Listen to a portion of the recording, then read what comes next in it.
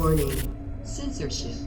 Warning, censorship. My guest this week is the Lincoln J. And of course, Lincoln, this is sponsored, just so you know. It's sponsored by Elevate.Farms. It's a technology and IP-based indoor farm that produces traditional farm-grown equivalent products at wholesale market price with a global footprint. Go to Elevate.Farm for more information. And of course, I want to remind you guys that if you sign up for Rebel News Plus, you'll get a bonus segment with Lincoln J, exclusive to subscribers. There won't be any ads like this one that I'm reading right now. So sign up for $8 a month. And as you know, Lincoln, as we all know, we're all big crypto guys here at Rebel News. At least most of the producers and myself are. But I'm not actually that great at it, so I've teamed up with Bitcoin 2022, which is the largest Bitcoin event in the world, happening from April 6th to 9th in Miami Beach, Florida. So much freedom there. Day 1 is Industry Day for enterprising Bitcoiners like myself. Days 2 and 3 are for conferences. The El Salvadorian president, Nayib Bukele, will be there, who has promised a big surprise for audiences, as well as CEOs like Michael Saylor, Elizabeth Stark, Jack Mallers, Adam Back, and hundreds more. I can't wait to go. And the last day is the world's first and largest Bitcoin music festival, Sound Money Fest. I know you're going to like that one, Lincoln. Last year's conference sold out, so grab your tickets at b.tc/conference. You can pay in Bitcoin to save, and you can also save using Rebel News. The promo code Rebel News for 10% off, and I will see you in Miami. Lincoln, thanks for joining me. I know you've been in a place recently that doesn't have as much freedom as Miami. Is that true? Yeah, I was just got back to Toronto from Ottawa late last week. I was there since the 28th of January, covering the Truckers Convoy, as we all know. That was for so long, man. How, did you expect to be there for that long? No. I originally packed for 2 days, so the intention was 2 days originally, and then obviously we realized that the truckers weren't leaving, so Ezra told me to stay, and 3 weeks later, yeah. That's what Did it seem like they were planning to stay for as long as possible right away? Because there were so many rumors about people taking tires off their trucks and just parking there for as long as possible. Was the feeling from the get-go that they weren't going to stay, or did they sort of escalate when the government escalated, do you think? Yeah, the majority of truckers that we spoke to, their intention was to stay for sure. It was just hard to gauge on the ground. We kept on thinking that truckers were leaving. We were seeing trucks move to different spots, which made us think that they were leaving. But all in all, I would say the majority of the trucks stayed there for the duration of the 3-week period. And it wasn't until the very end, when the police, which we all saw, the police crackdown, that a lot of the truckers just said, I'm going to get out of here instead of getting my truck damaged, towed, so impounded, whatever the case may be. So point being, majority of the truckers stayed until the very end, but a lot of them got out of town real quick when they heard police were coming. Now, if we fast forward to, when they first started saying that they're going to start laying charges down, did people start to dissipate right away, or was it a slow trickle of people leaving, or how quickly did people start to leave their posts there? Well, basically what happened was, so this all happened on the 18th, I believe, the 18th of February is when the police actually came in and started to basically sweep out the convoy. But 2 days prior to that, so on the Wednesday, they started handing out these blue notices from the Ottawa police saying that if you're a part of the convoy, if you have a vehicle parked on the streets of Ottawa that is part of the convoy, you must leave the area now. You're facing threats of arrest, et cetera, et cetera. So they kind of warmed up the protesters, the supporters, the truckers. And then the following day, they handed out the same kind of notice, but this time it was red. So I guess they were just giving sort of 2 warnings. And then on the Friday, they came and basically full force of the police came to sweep out the convoy. A lot of the stuff we saw, whether it's people being trampled, having their trucks being broken into by police, did that frighten people, or did that make them want to stay more? I'd imagine there's a lot of old people there who once they started busting out horses, running people over, and SWAT teams busting in windows, that they might have gotten a little scared. Yeah, it was even me being on the ground, I'm a journalist, so I feel like I have some sort of protection, although not really, because we saw Andrew Lawton got pepper sprayed, Alexa Lavoie got shot with the tear gas canister, Guillaume One of our cameramen got pepper sprayed. So but even still, I still felt like I had a little bit more protection if I played it right, if I didn't get too close to what they were calling the front line, which is basically the line that the police officers made, various different units from Canada, and then the protesters on the other side. So at times it would get very tense, and people were legitimately trying to hold the line, so stop the police from coming up and moving in on the convoy without they weren't being violent about it. They were just kind of like a human chain, and it was so easy to get mixed up in that chain. And there was elderly people. We saw in my live stream, you can see an old man collapses. Some people were saying he had a heart attack, stroke, can't confirm any of that, but he was on the ground from the crowd, just basically backing up on him. So it depends. I would say that a lot of the people, once they saw that it was getting really crazy, a lot of the older people and stuff, they kind of got out of the crowd or just kept their distance. But matter of fact is just to see the police, smashing the windows of the rigs, just no questions asked, just dragging the truckers out. And we've seen the videos of them, kneeing protesters while making arrests, multiple officers on top of one protester. So the only violence I saw was from the police. I was there for 3 weeks on the ground, and there was no violence from protesters within the convoy. The only violence was when the police came. Let's talk about when Alexa got shot by the gas canister, I guess it was. So what did you see from that? What was going on at the time? Did you think it was justified force for them to be shooting this stuff into the crowd? How did you feel about the whole situation? So basically that was day 2. So the whole crackdown from the police happened over 2 days. So basically they cleared out an area of Wellington Street, which is where the majority of the demonstration have been taking place. And then they basically formed a line and then camped out on that line overnight. And then once again in the morning, we got word that there was a huge police presence not far from where it had ended the previous night. So they just trickled in, and we started going live, and then next thing you know, so they would just say, all the police would just start saying move, and that's when they had batons, and they would basically they're trying to just gain ground, right, to eventually sweep the whole convoy out. So as that was happening, we started hearing pops going off, like pops, and we assumed they're just tear gas canisters, but they were so loud because they were being fired from a rifle. So that happened, and I didn't even realize. I was on my live stream, and I didn't even realize. I just saw people commenting saying, Alexa's injured, Alexa's leg. People were saying Alexa's leg is broken, like just a whole bunch of things. So I didn't know what was actually happening until I saw her about an hour and a half later. She's a trooper, and she came back and told me what had actually happened. And you can see a slight angle of her running off after she got shot in my live stream, but at the time I had no idea, and then realized after that she literally got shot point blank in the leg with I don't know the name of the rifle, but it's a rifle that shoots tear gas canisters, and it's crazy to think of. There's a lawsuit there, isn't there? Boots on the ground, actually, putting in my time and effort. Just trying to show people what's actually happening there. That's why I went live, just so basically people can't have those excuses, right? So that they can't say it's cut up, they can't say it's edited.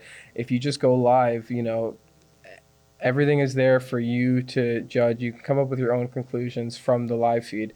And it's just crazy that people come up with these theories, these rumors, whatever you want to call them, when all the evidence is right there. You can't stage that. There's just no way.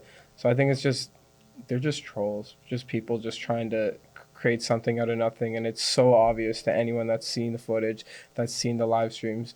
That's not the case. And even with we didn't go live with David Menzies when he got his head slammed by Trudeau's RCMP officers. But even though there's just no arguing the footage, there's no arguing the footage, and people are just going to say what they say. Now, tell me about some of the media coverage that this got. Obviously, we're up here in Canada in our own little bubble. When Sean Hannity's people called, does that freak you out a little bit? Yeah, it's just crazy, to be honest. I can just consider myself lucky. I was on a hot story. It had international attention. Everybody was talking about it at one point. And, when you're really in Ottawa, you could feel the buzz, the energy about it. We saw Fox News on the ground there, which I don't think they put people in Canada too often like that unless it's a big story. So I think it's something I'll remember forever, definitely. And just you don't really realize when you're in the thick of it how big of a story it actually is and how much of an impact it may or may not have. But looking back at it, just no regrets on the coverage I did, for sure. Yeah, that's like 6, 7, or 8 million people watching live there. However many Hannity has. You think about that while you're doing it? That's great. I never did a live stream before going to Ottawa.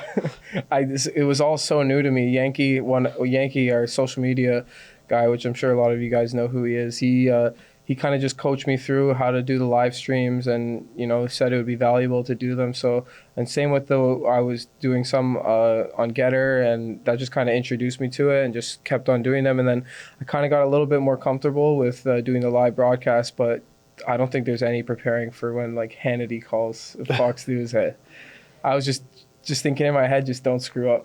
Yeah, pretty much, right?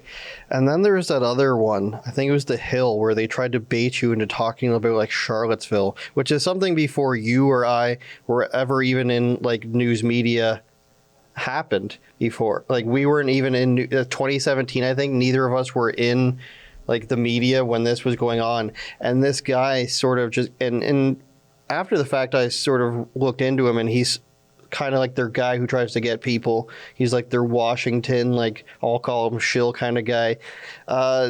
Any feelings on that about a guy who basically like the segments about Ottawa, and all of a sudden somebody tries to basically ruin your credibility, like one of your first like big exposures to U.S. audiences? Yeah, so basically when some different stations and stuff were reaching out to me in Ottawa, because we only had like a couple people on the ground there, so I was getting reached out to a little bit, and I would just ask Sheila what she thought about it. So Sheila said, yeah, just go for it with The Hill. We were so busy down there, I didn't really have time to do my research and kind of like, I prepared what I could, but not to like break down who I'm going in front of and who's going to be asking me questions. And they were just really quick hits, so I didn't really think anything of it. So I set up my usual spot, and everything was great as we were leading up to actually going on air. So it was a panel of 3 hosts, and it was one female, I forget her name, and then 2 male hosts, I forget their names. And basically, it was all good. They were chatting with me. Just mainly the female host was chatting with me, and I was getting good vibes overall from it.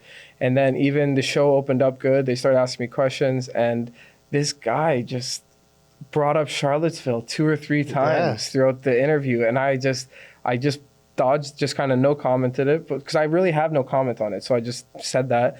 And then he asked me again right before the show is about to end. He asked me for a final time. He's like, why don't you want to comment on Charlottesville? He's like, it's just leaving me with a bit of discomfort. And then the female host actually, she kind of intervenes, and she's like, she actually defended me, and she's like, why are you asking him these questions? We're talking about the Truckers Convoy. Why are you bringing this up?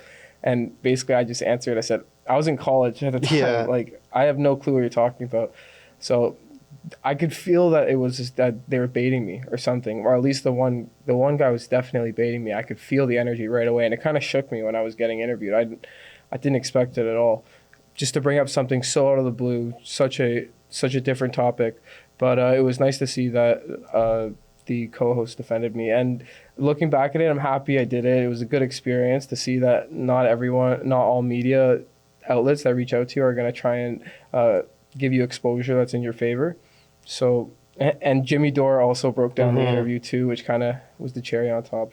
Yeah, it's interesting that I'm pretty familiar with The Hill. I mean, most people know that they're left wing, but that morning show that they do is supposed to be like fairly down the middle and just reporting on Washington news. And I think that surprised a lot of people. And like you mentioned, Jimmy Dore talked about it, I think he's basically an anarchist. I'm not sure what his actual, like, he would call himself, but like him defending it was really funny.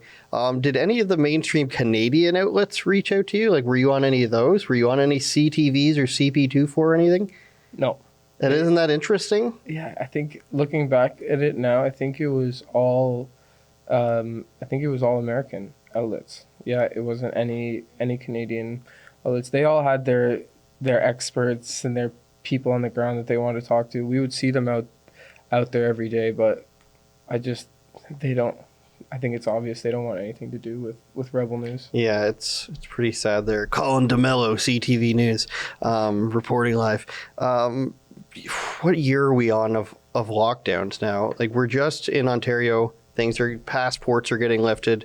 You've been reporting on this along with the others for at least 2 years now. First question, did you ever think it would be this long? Second question, do you think we ever actually get out of this stuff? Yeah, it's crazy to think how long it's actually been. When I remember I was working as a waiter before I was even in this world. I was just finishing up college, and I remember just saying to one of my coworkers in the restaurant, I was like, it was like the night before it was the night before, it was my final shift at the restaurant, and they were shutting stuff down the next day. And we're just like, I have a feeling this is going to be the last time I'm going to see you for a while. And just like, we just had a feeling that that there was something more and that this was going to last a long time. But I don't think anybody thought that we'd still be dealing with it, that we were just going to be coming out of lockdown, what was it, 2 months ago, after the majority of the country is double vaccinated. So I don't think anybody thought that this was going to go on this long. And second question is, where do I see this going? Do you think it's going to end? Do you think we're actually going to end, or do you think we're just going to move on to something else? That's what most people are saying. We're just going to move on to a climate lockdown, or there's going to be another, bio thing going on. I don't know. It's hard to tell. You're seeing Theresa Tam now. They're giving the whispers again, saying that yes, they are lifting the vaccine passport provincially, but they're saying as usual that they will bring them back if necessary if things continue to spike. I believe in the fall. So I don't know. It's just so hard to predict. Half of me believes that we are kind of exiting it. The other half of me believes that we're going to see them come back, or we're going to see masks come back if they're eventually lifted. So I don't know. It's just hard to tell. I don't know. Watching police interactions for this long now, what's your opinion on them been like? Has it changed for better or for worse? And do you think that the general public opinion has changed as much as I do? Because I used to look at myself, you'd see those videos. I have my opinions on the George Floyds and the Arbery's and the guy who tried to kidnap his kid and everything got shot and all this stuff, all these cops, all the Black Lives Matters and everything. And it's like, you know what? Police have a tough job. You can take that position. But then you start working up here during lockdowns, and all of a sudden the police are ticketing you for shaking hands. There was the one day where yourself, myself, writer Dave, and producer Efron were reporting, and the cops didn't like us standing next to each other. They tried to disperse us for standing next to each other on a street corner. Does your opinion change going forward, or are you just a little bit more cautious? How do you feel about policing now? It depends.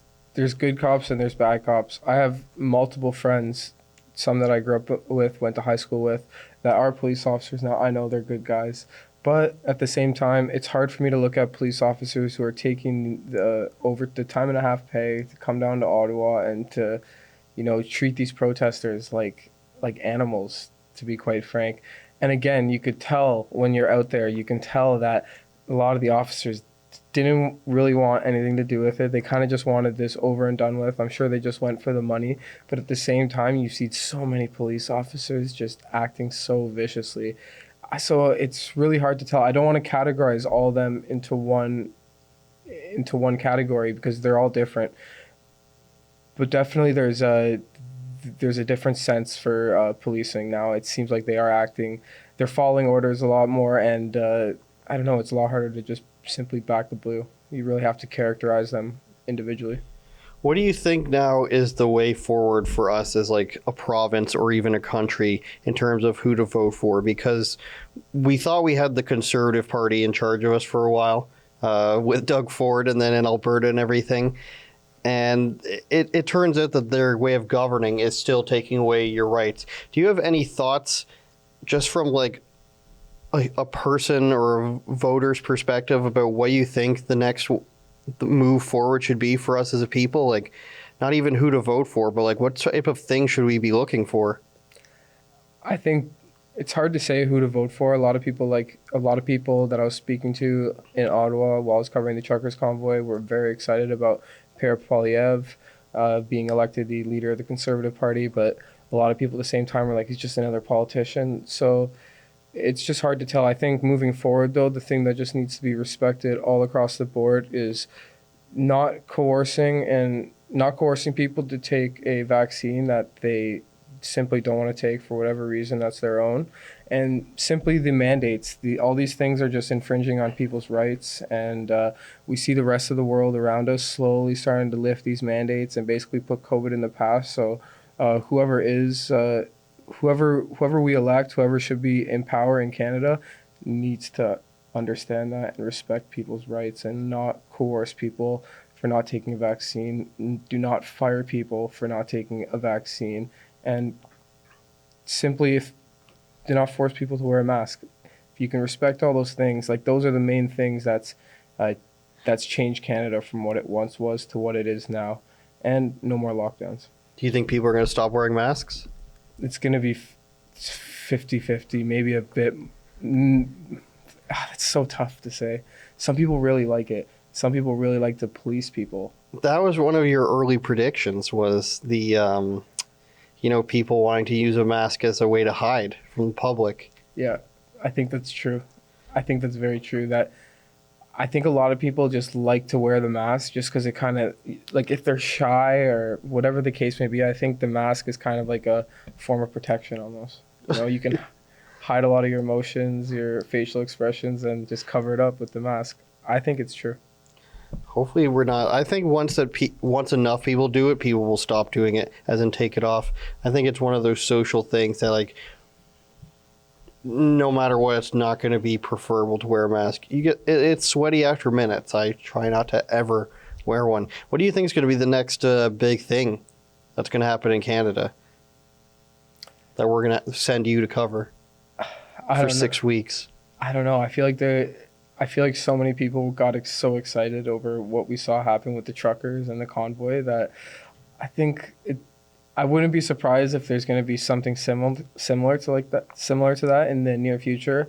I don't know if it's a convoy to another part of Canada where they basically do the same thing and park out front of somewhere.